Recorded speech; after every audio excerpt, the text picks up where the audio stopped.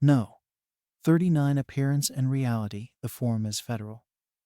The effect is national. The following excerpt is from the essays of A Farmer.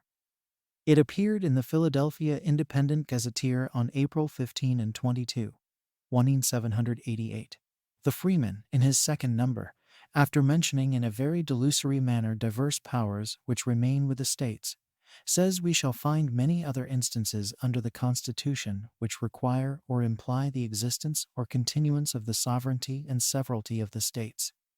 He, as well as all the advocates of the new system, take as their strong ground the election of senators by the state legislatures and the special representation of the states in the federal Senate, to prove that internal sovereignty still remains with the states. Therefore, they say that the new system is so far from annihilating the state governments that it secures them, that it cannot exist without them, that the existence of the one is essential to the existence of the other. It is true that this particular partakes strongly of that mystery which is characteristic of the system itself. But if I demonstrate that this particular, so far from implying the continuance of the state sovereignties, proves in the clearest manner the want of it, I hope the other particular powers will not be necessary to dwell upon. The state legislatures do not choose senators by legislative or sovereign authority, but by a power of ministerial agency as mere electors or boards of appointment. They have no power to direct the senators how or what duties they shall perform. They have neither power to censure the senators, nor to supersede them for misconduct.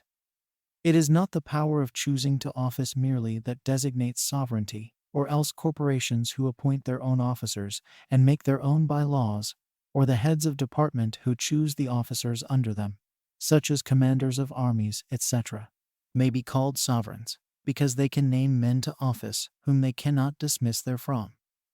The exercise of sovereignty does not consist in choosing masters, such as the senators would be, who, when chosen, would be beyond control, but in the power of dismissing, impeaching, or the like, those to whom authority is delegated. The power of instructing or superseding of delegates to Congress under the existing Confederation has never been complained of, although the necessary rotation of members of Congress has often been censured for restraining the state sovereignties too much in the objects of their choice. As well may the electors who are to vote for the President under the new Constitution be said to be vested with the sovereignty, as the state legislatures in the act of choosing senators. The senators are not even dependent on the states for their wages, but in conjunction with the federal representatives establish their own wages. The senators do not vote by states, but as individuals. The representatives also vote as individuals, representing people in a consolidated or national government. They judge upon their own elections, and with the Senate, have the power of regulating elections in time, place, and manner, which is in other words to say, that they have the power of elections absolutely vested in them. That the state governments have certain ministerial and convenient powers continued to them is not denied, and in the exercise of which they may support, but cannot control the general government, nor protect their own citizens from the exertion of civil or military tyranny, and this ministerial power will continue with the states as long as 2/3 of Congress shall think their agency necessary.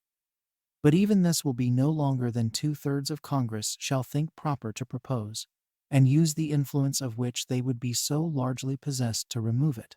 But these powers of which the Freeman gives us such a profuse detail, and in describing which he repeats the same powers with only varying the terms, such as the powers of officering and training the militia, appointing state officers, and governing in a number of internal cases, do not any of them separately, nor all taken together, amount to independent sovereignty. They are powers of mere ministerial agency, which may, and in many nations of Europe are or have been vested, as before observed, in heads of departments, hereditary vassals of the crown, or in corporations. But not that kind of independent sovereignty which can constitute a member of a federal republic, which can enable a state to exist within itself if the general government should cease. I have often wondered how any writer of sense could have the confidence to avow, or could suppose the people to be ignorant enough to believe that, when a state is deprived of the power, not only of standing armies, this the members of a confederacy ought to be, but of commanding its own militia, regulating its elections, directing or superseding its representatives, or paying them their wages, who is, moreover, deprived of the command of any property, I mean source of revenue or taxation, or what amounts to the same thing, who may enact laws for raising revenue, but who may have these laws rendered nugatory, and the execution thereof superseded by the laws of Congress.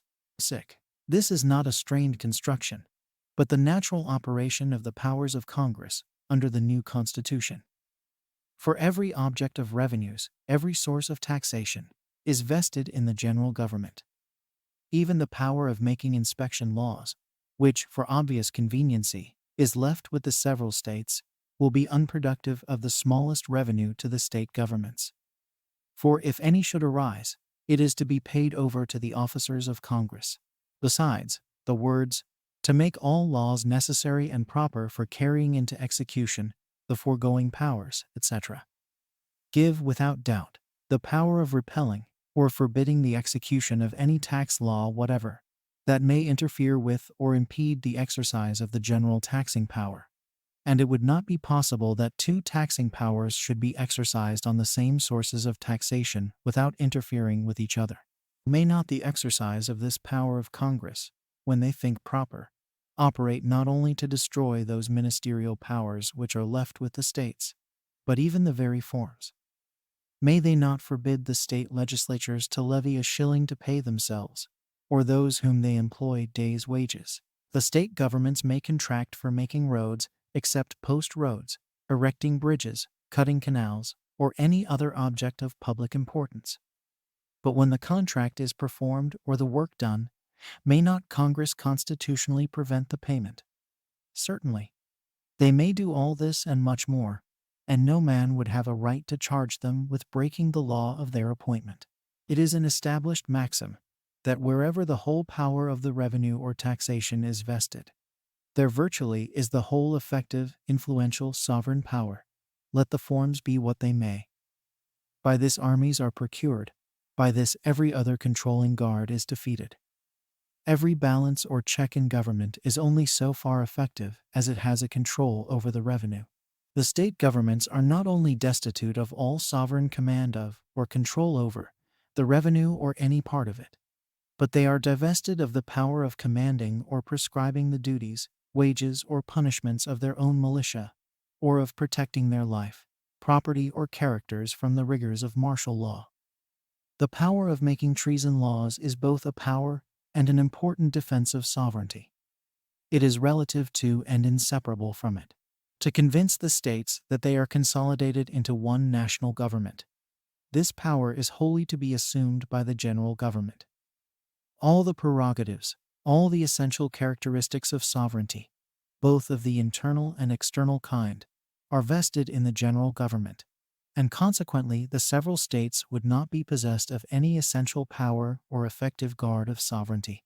Thus I apprehend, it is evident that the consolidation of the states into one national government in contradistinction from a confederacy would be the necessary consequence of the establishment of the new Constitution, and the intention of its framers, and that consequently the state sovereignties would be eventually annihilated, though the forms may long remain as expensive and burdensome remembrances of what they were in the days when, although laboring under many disadvantages, they emancipated this country from foreign tyranny, humbled the pride and tarnished the glory of royalty, and erected a triumphant standard to liberty and independence.